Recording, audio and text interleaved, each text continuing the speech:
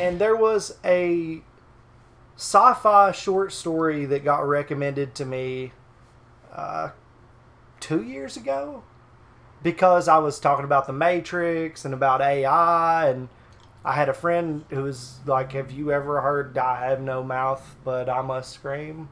And I was like, no, but that sounds intense, because I was looking into like sci-fi. You know, Nate and I were talking about writing about artificial intelligence and coming up with a cool, and we still are thinking about this idea, coming up with like a cool little web series based on that. So I listened to it on like an audio book. It's actually on YouTube. Plenty of people read the story. There's tons of people to choose from, but it was terrifying. So it is. Can you tell me what it's about? Yeah, it's like pretty much this group of people. There's like a few guys and a chick, and they are being tortured by an eternal artificial intelligence that's just this gigantic super machine that controls their every reality, and they're just locked in an ever-living hell where it tortures them. They can't take their own lives. They can't escape. They never die, but they're always hungry. They're always like being tortured. He will manipulate the AI. I hate to say he, but just this being will manipulate them and their emotions sometimes, and like their body structures. He makes one man more endowed so that the woman is like only interested and the other ones are like angry, and he just tortures them because he exists forever and has nothing and no purpose and no nothing, and that's torture for the AI. So to get back at humanity, he will not let them die. He will not. So it's like crazy. Sounds terrible. And it's told from the perspective of the people trying to explain this thing, and you find out how do they know? Because they were some of them, I think, I can't remember exactly, but like some of them or one of them was involved in the invention of the AI. They were the ones that started it. Well, so it got them, you know, and like, it's. I wish that you all could see. Shorty He's is just like a lamp. little. We went on a walk, so he. Oh, so exhaust. So much tire. There you go. Oh my goodness. But this is a video from a channel that I guess Internet Historian has a bunch of channels, and this is one of the videos from his channel, Storymode, which we just found. Had no idea. Had no idea it existed, and I was like, holy shit, that's looks like it's based on one of my favorite sci-fi stories. So here we go, Nikki. This is I Have No Mouth and I Must Expleen. I don't know what by I'm Storymode. like getting ready to watch, but let's go. I have no mouth and I must scream. And also a video game. Right, so here's the preamble. The world is post-Cold War, but the Cold War never ended, and instead it escalated, and it kept getting more and more complex. And eventually there were so many moving parts that humans went, this is all too much, we need computers to be in charge. So America, Russia, and China, right? They all had these supercomputers that did all the designing and the planning and the logistics for them. However, they were all equal, so the war became a stalemate, right? That is, until the American Allied Master Computer got a bunch of 390 Ti's, and they achieved sentience, and then things started to change. And the American Master Computer, which is called AM, right? AM, assimilated all the other computers and then became a super sentience and wiped out all of the humans and also won the Cold War. Hey, that's so funny. We're working on an AI just like that. Except he kept 5 alive. He just hates all humans, but he's going to take out his punishment on these 5 particular ones. So, it's been 109 years since all human life has been wiped out except for these 5, and he's keeping these 5 humans alive using the milk of human kindness. It's not just the idiom, it's like an actual thing. It's like oat milk. Vegan friendly. Anyway, what does he do with these 5 people? Vegan Well, friendly. he tortures them constantly. Why does he do that? I don't know, you got 109 years to kill. What would you be doing? These humans live their lives in immense hunger and pain and all the time, and they can never die. You've got different pathways. There's like an ethical pathway and an unethical pathway. We didn't go with ethical, did we? Yeah. Right, we've done that. Yay, we're the good guys. The game begins in a facility deep in the center of the earth. The 5 characters stand around a stone monolith. Am asks which of them would like to play his game. If they win, they will be granted their greatest desire. Damn. Am has designed these games around the characters' flaws. All 5 characters accept, and the player chooses which order they play through the stories. Our first character is Gorrister. Gorrister! The years of torture have made Gorrister suicidal, but Am always denied him the death he so craved. He gets Gorrister to participate under the promise that if he succeeds, there will be a way out for him. He is sent to a blimp to begin his story. Before Am took over, Gorrister was a truck driver whose wife had suffered a mental breakdown and she had to be committed. Gorrister blames himself for this, and Am designs his game around his feeling of despair. So then you roam around the blimp and you solve some puzzles and you look at some stuff. Men are no good. And you find out about your insane wife. Oh man, it's so sad. And then you go, you know what? It wasn't my fault. I'm not all bad. And I've decided to reconcile with my past. He says, Am, I've done it. You can kill me now. But instead, Am does something else. What does he do? He's frustrated by the fact that Gorrister has come to terms with this, and he sends Gorrister to an electrified cage. Boom. I like his moves. Next up is Ellen. What? Not That's Ellen. She's cancelling her show, I've heard. So before Am existed, Ellen was a successful engineer, lady engineer, they do happen, who suffered from a miscarriage, they do happen, which resulted in divorce. They do happen. So one day, she was leaving the office, and a maintenance man in a yellow jumpsuit locked her in an elevator and molested Right. her. I've made a severe... She couldn't have engineered her way out. Just like Fortnite build a fort out of it, just out of Well, I don't know. This is serious, guys. So that incident caused her to have claustrophobia, fair enough, as well as a fear of the color yellow. And that caused her not to be able to testify at her molester's trial, as well as blocking the memory entirely. That's pretty heavy. Can we... gets pretty I out. don't go back to remember that Let's from the Go? story at all. Jesus, I shot myself! She is the only woman of the group, and Am, despite being a computer, has been using her for his desires for the past 109 years. So she's been molested by a computer for the last 109 years. What? So Am decides to rub salt in the wound and bases her game around the trauma of this tragedy. To No. incentivize Alan, Am promises to take her to his innermost depths if she wins. Here she will be able to use her expertise of computers to shut him down. She's sent to Oh, a that's junk okay. pyramid, Yeah, which at least forces that's a her good to win. continually confront her fear Wait, of... what's a junk pyramid? It's like a regular pyramid, but it's made of junk. Carry on. Which forces her to continually confront her fear of yellow. Am wants to render her to a hysterical mess. She wanders through this pyramid, and it gets smaller and smaller and more yellow, until she ends up back in the elevator with the maintenance man. That's pretty fucked up, alright. Am has brought him back to life, I'm back, Ellen. so he can spend the rest of eternity torturing Ellen. However, There's a twist. Ellen's been facing her fears through this pyramid, and she musters up the courage and gives that maintenance man a good old 1-2 in the nose. Does she Knock kill his him? ass out. Let's go with it. She kills him. Damn. Ellen then gets access to Am's innermost depth. She reaches out to an entity that claims to be Am's innocence. Clever girl. You've loosened my tongue. Ellen learns much about Am, and then she activates the Chaos Trebler. But when she does, Am gets mad Enough of this turgid passion play. and pulls her out and puts her in a yellow box with a door that moves continuously, threatening to seal her in.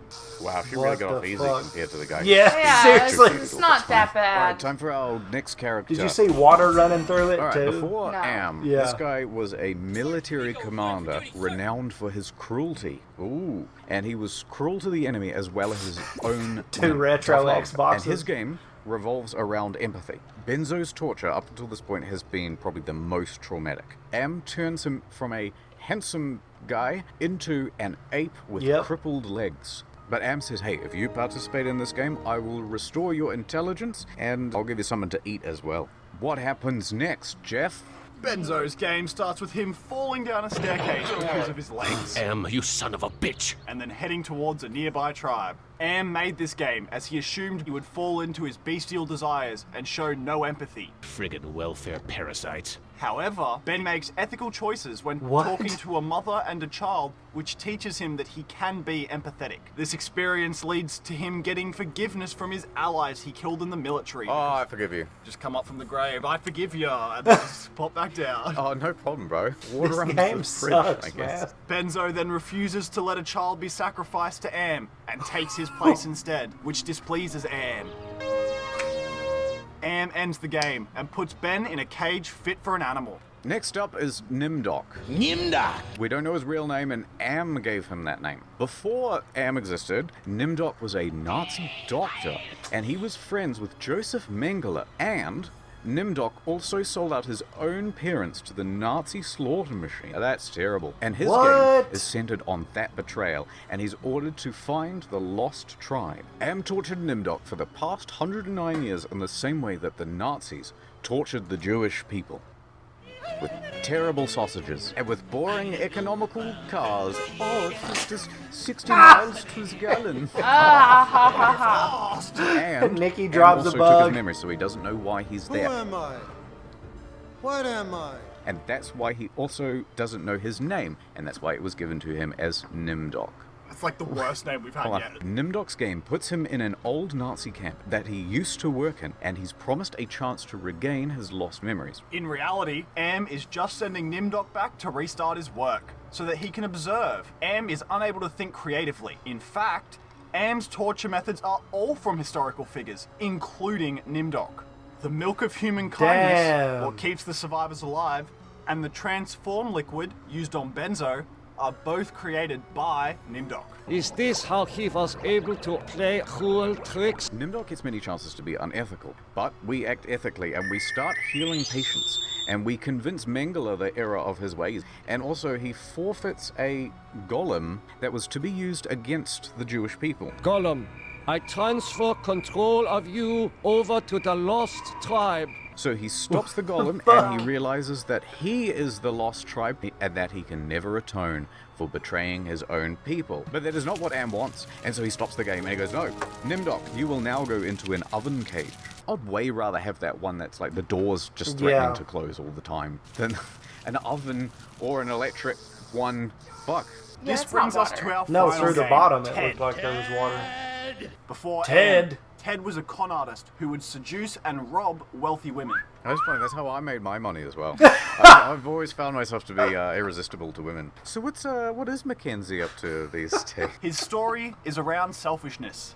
Am tortured Ted through his pride for all these years, making him into a paranoid mess. Ted agrees to play the game on the promise of returning to the surface. Ted is transported to a cliff with an octagonal-shaped building. He goes into the building and is transported to the front of a medieval castle. What sort of intrigue is Am plotting this time? Ted has an affinity for the stories of noble knights, and Am has used this inspiration for his game. And so Am wants to see Ted fall prey to his many vices and indulge in debauchery. So apparently Ted and Ellen are dating, or he loves her or something, and only Am knows. Anyway, Am gives Ted some opportunities to betray his love to Ellen. He gives him chances to cheat on Ellen, and he also gives him the opportunity to sell Ellen's soul for safe passage to the surface. However, if the player made ethical choices, he will be able to use his con artist skills to trick the devil, alright? And forgo his claim on Ellen's soul. Oh, Ellen, I love the dancing intros and shit. I like how you bought that ranch and then sold it and then immediately bought it again at a $3 million loss. It was really weird. Anyway, a tax thing? I don't know. Anyway, a demon sends Ted to the surface. This is when Am steps in and explains that Ted can't go to the surface as the surface has been completely destroyed by radiation, and then puts him straight back into a cage which is constantly shot out by lasers reflected off mirrors. But what the he's fuck? now proven to himself that he can be the noble knight in those stories. After these 5 games are played, Am leaves to meditate on the disappointing display of lots of ethicalness, and everyone's such a good boy. When he leaves, other entities living within Am make contact with the humans. This is like Am's innocence from Ellen's story. Remember that? Right, that makes sense. You don't mind if I just have something to Just a piece of bread. Alright. Thanks, Jeff. These entities offer the humans the opportunity to go into Am's mind to destroy him. And the first off to go is Nimdok. And we send him because Nimdok instinctively knows the password to Am's workstation once he's in his head. Interesting. Which is 1945. This is because Nimdok's past holds great significance to Am. Nimdok uses the workstation to probe Am's mind and discovers he has sensitive information on all 5 prisoners. Some information Am doesn't have is given to Nimdok by Zergut. Zergut is the demon Ted got to send him to the surface. According to Zergut, there are still 750 humans alive on the moon in cryogenic sleep. This makes shutting down Am more important than ever, as now there is an actual chance for humans to repopulate the Earth. Suddenly, Zergut's programming gets destroyed by the Chinese and Russian supercomputers. Whoa, twist. This is who allowed the survivors access into Am. So that's how they got in here. It was the Chinese and Russian supercomputers. They're the entities that were talking to them from outside. The Chinese and Russian supercomputers urged Nimdok to shut down Am's ego, but only the ego, not anything else. And this part does rely on a bit of Freudian psychology revolving around the id, ego, and superego. So it is like your animalistic instincts, and then your ego is like your sense of self, and then your super ego is like the meta on the self. So the id is bad, the super ego is good, that's like long-term planning and shit, and then ego is the one that sort of balances it all out, and that's life, man. That's a quote by Mark Zuckerberg. If the player shuts down the ego and nothing else, the Russian and Chinese supercomputers will be able to take over, and they then just turn the player into a mushy looking sack thing rather than freeing them. So the player has to go and shut down all 3 frames of mind, starting with the id, which as we discussed is the base desire. Am's id is revolved around torturing humans, which is why he has kept the 5 alive for so long. His id does not allow him to rid the world of humans completely, and that's why there has been no development in the past 100 years, because despite Am having godlike powers, his id dictates that he must torture humans. Oh, that's quite good. Yeah, I like that. You defeat the id by showing it compassion. Showing compassion to this hate-filled entity shows that it will always be in more pain than it can ever cause humans. This realization forces the id to shut itself down. It's like when you're punching someone in the face, and you know what? You're really punching yourself. This is hurting you a lot more than it's hurting me. My dentist would disagree. So ego's next. I always keep mine in check. Ego is logical, right? And it's the decider between the id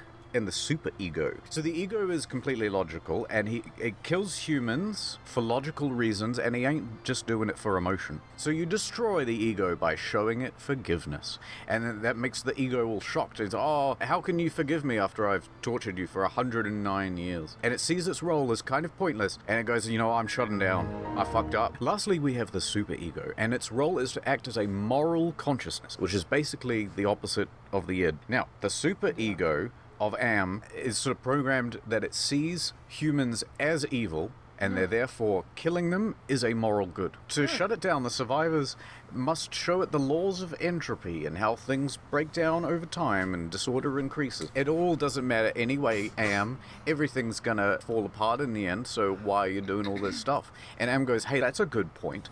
And so my super ego, it will be irrelevant once I am dead, and that is unavoidable. So therefore I must shut down. Right, so once you've done this, whichever survivor you have left will win the game. And we have Ellen. Play the music. And Ellen confronts the Russian, Chinese, and Am supercomputers.